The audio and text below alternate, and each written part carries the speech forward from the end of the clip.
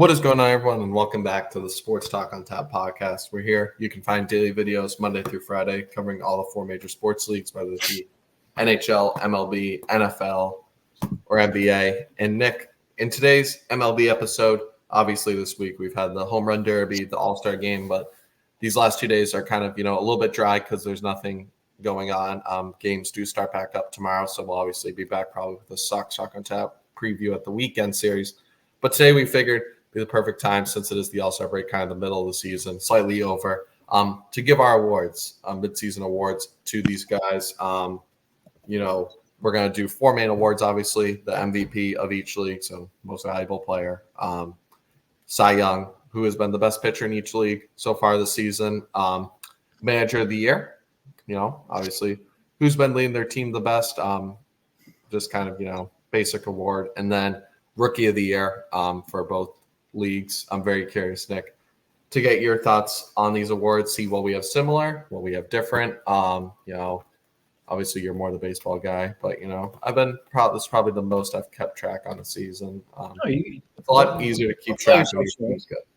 Yeah. Hey, you predicted the Home Run Derby, and you were this close to predicting the All-Star Game. The All-Star Game outcome, literally just the player short. Otherwise, that probably would have made like House of Highlights or something before. But should be very fun. But with that being said, Nick, I'm curious to get your thoughts on these awards. And I think, which award do you want to start off with? Do we want to save the best for last, or just get the MVP out of the way? I'll leave that. I think the MVP might be getting out of the way, because I think we'll be on the same page, at least in the same ballpark with these, and it's a lot more easier, in my opinion, this one than the other ones. So I think it's more intriguing if we do the other ones next. But first, I don't know. Do you want to start me? How? Let's do the American. Let's go like each league for each award. So we can do American League MVP, then National League MVP. So let's start with the American League. I feel like we're gonna have the same answer. American League MVP. I'm going with Aaron Judge. Me too. So that one's an easy one. I mean, he's off to a better pace than he was his last MVP. So. And what's crazy to think is his April was really poor. I think he's in below 200. I'm not gonna toot my own horn, but when we did our All-Star predictions like the early on, when he was hitting like 180, I still had him as an All-Star starter. So I guess I'll say I'm proud of that, even though I don't. No, you should be, because a lot of people didn't think he would be there after that really bad start, but he's still there. And he pretty much gave everybody a month head start, and he's still.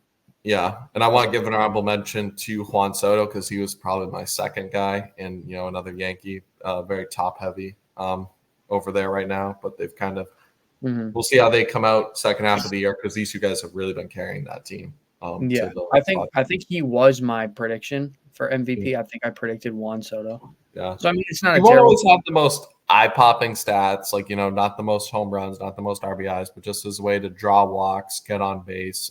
He's having an incredible year. Like it's just being so overshadowed by Aaron Judge's like pace for like insanity run, or not insanity run, but crazy run in May and June and into July that has even put him over the top than, like you said, his 60 home run MVP season in 2022.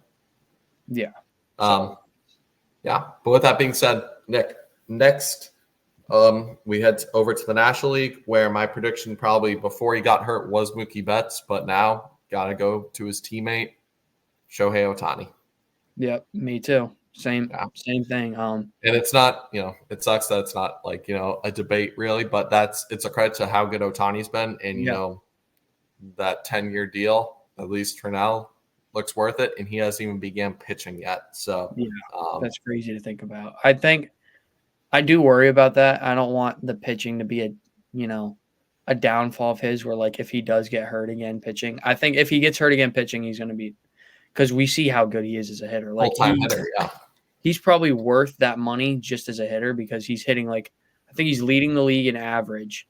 Yeah, 316, 29, 30 homers. So 29 home runs. So basically 30 home runs, 70 RBIs, unreal stuff. Because when you expand those, as good as Judge has been, Ohtani's like right there with him. Like you'd think Judge is just running away with the best player in the league, but Otani's right there with him still. So hopefully, thank gosh they're in 2 separate leagues now where we would not have to pick, because then that definitely would have been a lot more interesting. Well, that was the debate 2 years ago when Judge won it. People were I was pulling for Otani just because I think in my opinion, if I had a ballot, I was going to give it to Judge just because that hitting season was unreal. Even though Otani was doing both at a very good level, it was just what Judge was doing. And that one thing was just so special. And 60 home runs, I had to. So yeah, when you hit 62 home runs and you also bat over 300, like that's nuts. And he had like 130 RBIs. So it's just it was. Shohei Ohtani might be doing that this season. So very curious how that will work out. But with that being said, Nick, MVPs, like we said, that was kind of a given almost. But now we head over to the Cy Young Award. And Nick, I'm very curious where you go. We may have both similar, may have both completely different. Do you want to start off with this one since I started off MVP? Yeah. I think for the American League, I think we're going to have the same pick. But for the National League, I think we might have different picks. So I'm going to say for the American League Cy Young midseason, I'm saying is Tarek Skubal. Even on, a mid-Detroit team, he's still been, in my opinion, the best pitcher in the American League. You look at his fan graphs, all those, advanced stats, like his pitching value is like the top percentile in the league. He's just on, kind of a rough team. And if they scored more runs, there's, stats that say if they scored like one or more runs in so many other losses, like if they scored like one more run and like, I can't remember the exact stats, so I'm going to sound dumb, but they could be so much better than they are right now, if not for like kind of just a below average offense. So Tarek Skubal is my pick. I know he's not the flashy, crazy pick, but he's been that's a very solid pick, and he was probably in my top 2.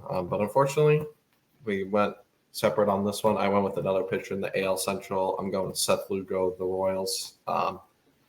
Even with, and probably maybe his worst outing of the year against the Red Sox, actually, entering the break, still has had a very impressive season, 11-4 record.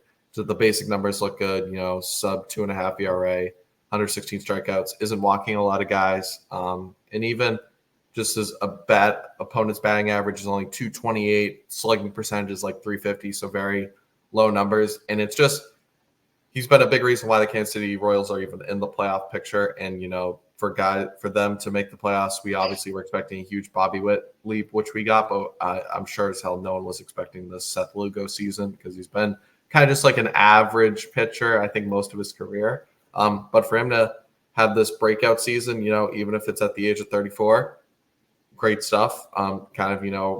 Just big reason for why they're even in the playoff run, and exceptional stuff to what made them get off to such that hot start this first half of the year and put them in contention for a wild card spot, which I think some people may have predicted them just with Bobby Witt stuff, but they wouldn't have predicted what Seth Lugo has done for them to get there. And that's a great case.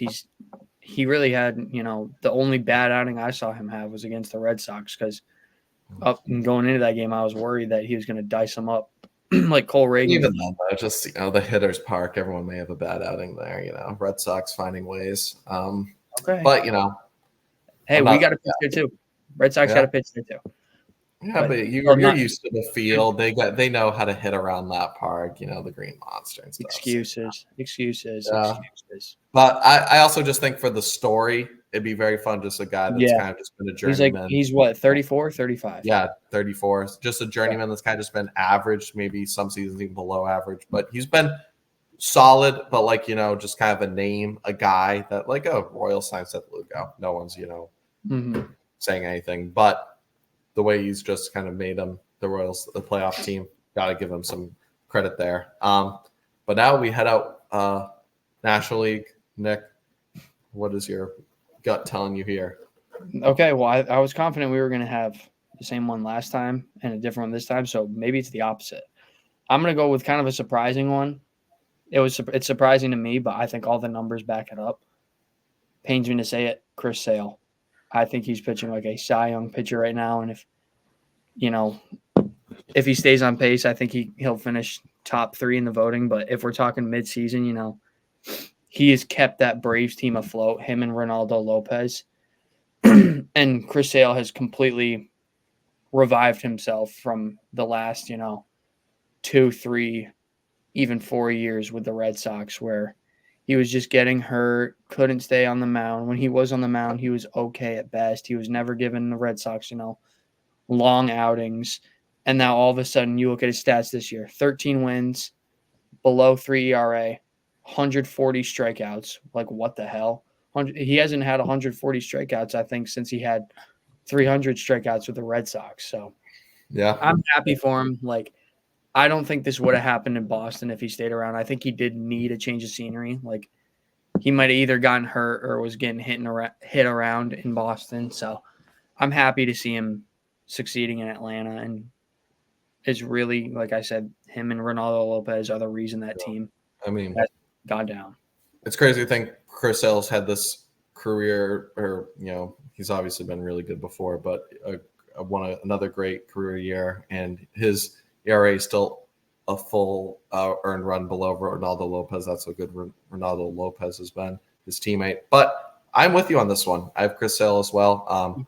The regular standard numbers look good, like you talked about, the 140 strikeouts, 13-3 record, solid 2.70 ERA. But he's been a big reason why, if you were to tell me at the beginning of the season the Braves had a solid record, we're in the wild card spot, you'd be like, oh, it's because their offense is amazing. But that quite hasn't been the case. The offense has still been fine. Definitely nowhere near it was last year. It's been, like you said, Chris Sale and Ronaldo Lopez really carrying this pitching staff to great games, because obviously the Ronald Acuna injury, torn ACL, and just kind of, I wasn't expecting, Matt Olson, Austin Riley to repeat what they had last year, but they've kind of been getting back on track. But for a while, it was a big slump.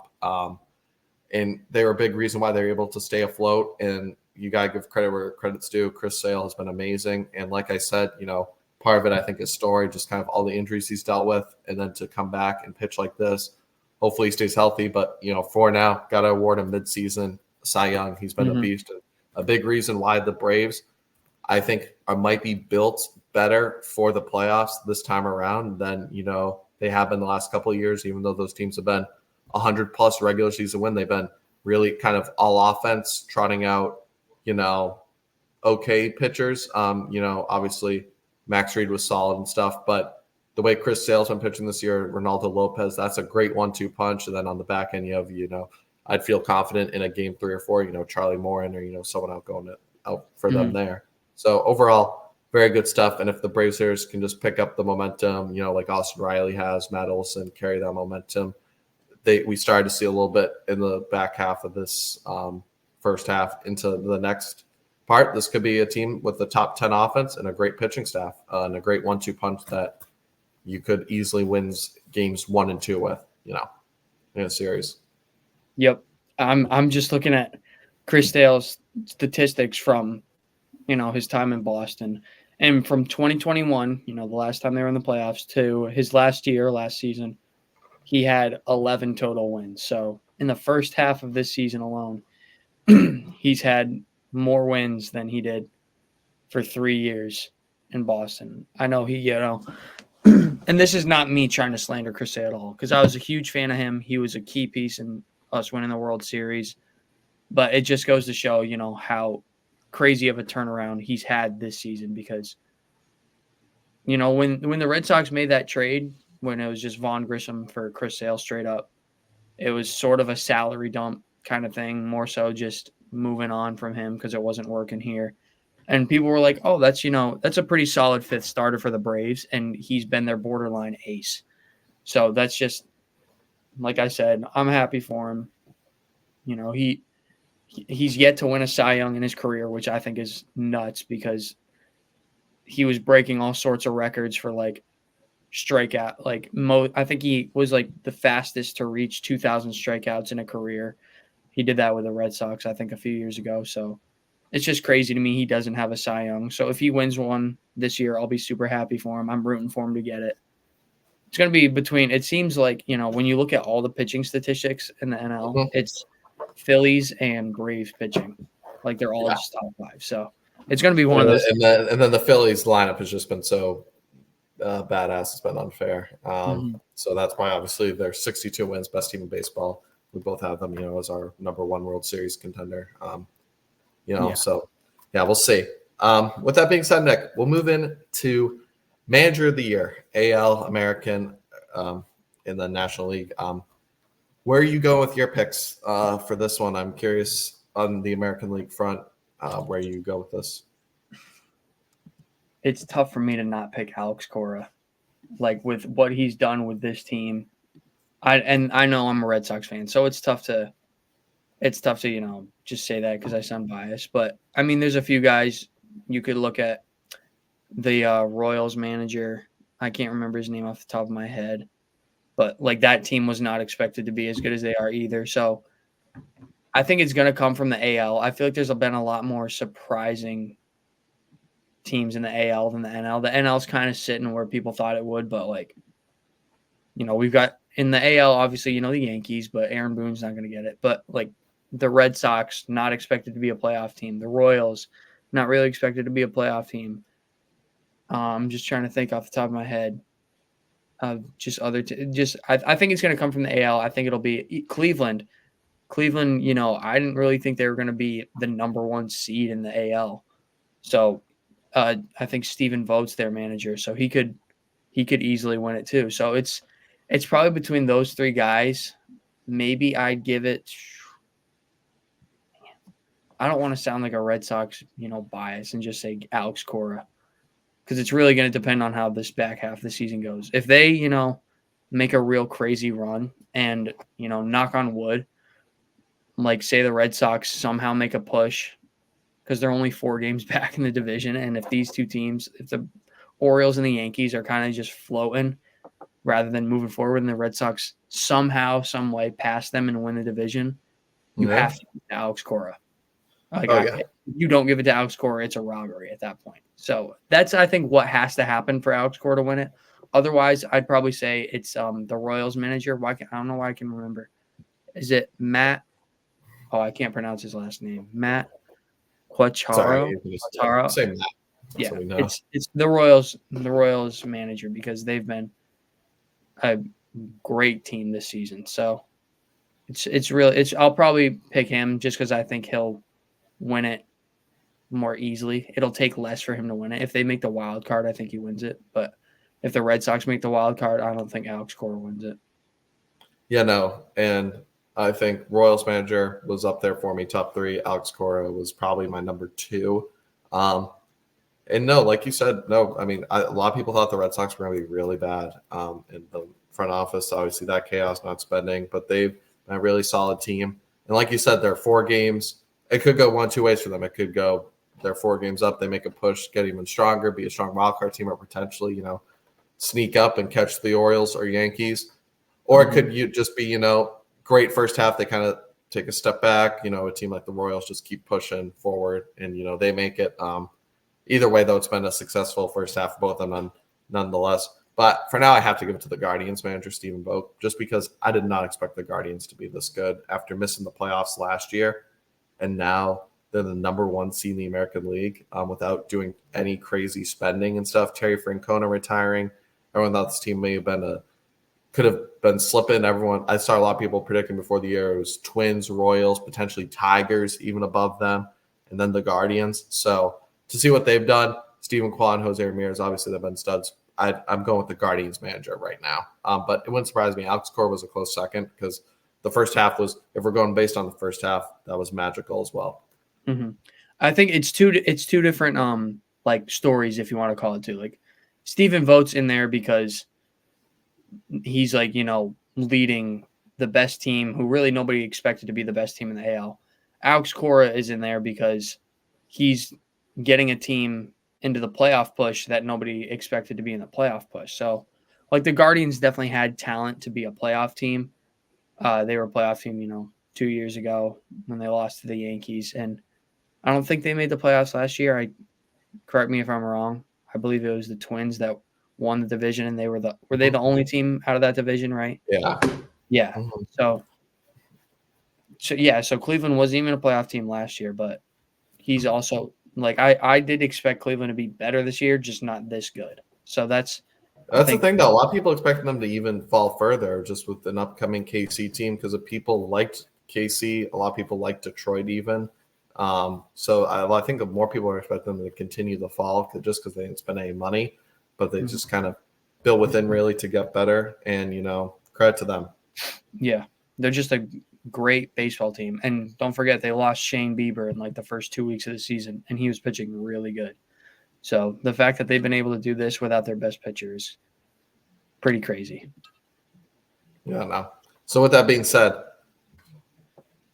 National League, which is one I had a tougher time doing because it's always for Manager of the Year. I feel like in like Coach of the Year in NFL, how it kind of works is, it's like a nice up and coming team you don't expect. But for the National League, I had a tough time with this just because the last two teams, like the Cardinals and Mets, I don't really know if I'd give it to those guys. So I had to go a different direction with this.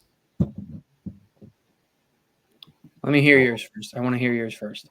I gave it to the Phillies guy, Rob Thomason. May be a little bland, definitely vanilla. But when I look at the playoff teams right now, obviously there's been a lot of good sneaky teams where a second half push I think could elevate them into contention. But just kind of the way I look at the standings right now, just the way they've been playing has been amazing. I wouldn't mind the Brewers just because the Brewers weren't anticipated to be all that great. But they're still always a really solid team, in my opinion, solid playoff team. The Dodgers, we knew what the Dodgers were going to be. And just kind of the last two wild card teams, like we talked about, the Cardinals, I don't think they're going to play great baseball, so I don't think that's sustainable. And the Mets, are doing good, better a lot of late, but I'm still not quite sold on them. I think maybe if there was second half push for a team, if like the Pirates play 500 baseball, just kept riding their momentum and, went 10 games above 500, that wouldn't surprise me if they were a playoff team. But for right now, I just got to go with the best guy in baseball and the best team in baseball, managing the best team, because it's never easy to do it despite how good of a roster you may have. Entering a season, we've seen, teams collapse before, but this team is just playing with all the right buttons right now. So, yep, that's my pick too. I was going to make it, pretty quick because he's, a lot of these guys in the NL, like you mentioned, Dave Roberts. I mean, the Dodgers have been there for so many times. Like I feel like you could throw any one of these guys on the Dodgers with that roster and they're going to. Yeah, no, it doesn't impress me at all. But, the Phillies, it's pretty much the same roster they've had the past few years, but they were never, this dominant. And, that's, you got to tip your cap to obviously the players because they're the ones out on the field doing it. But, the manager's got to push all the right buttons too. He's using that rotation perfectly. He's using his lineup well. He's building a good not a good lineup, a great lineup. So it's probably going to be between him and Pat Murphy from Milwaukee, but I think it will be Rob Thompson just because the Phillies are probably going to finish with over 100 wins, be the number one seed.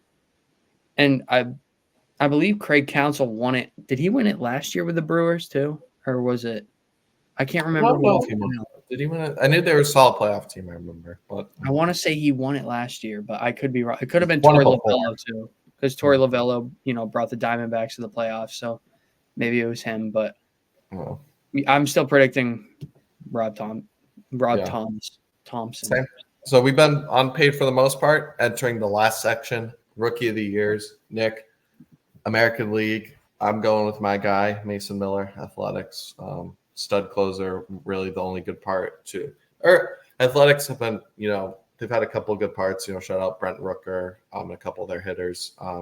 Player of the week, Butler. We talked about him, so they've had their slight moments. But I'm going with Mason Miller, arguably an all-star this season. One of the best closers in baseball. Gotta give it to him.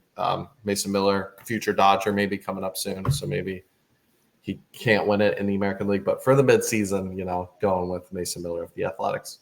Mm-hmm.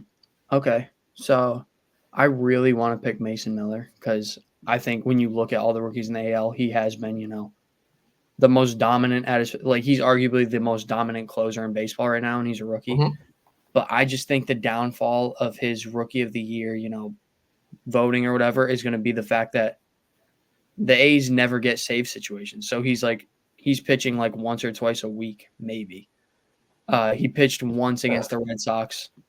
I think he struck out 2 batters, was blown away. Like he's unreal when he's on the mound. Just the A's not getting him on the mound is what kills him. So because of that, I think I'm going to have to go Luis Gil for the Yankees. I know he's kind of slowed down after his crazy start. But it would have been him if he didn't have like those 3 awful outings. Yeah.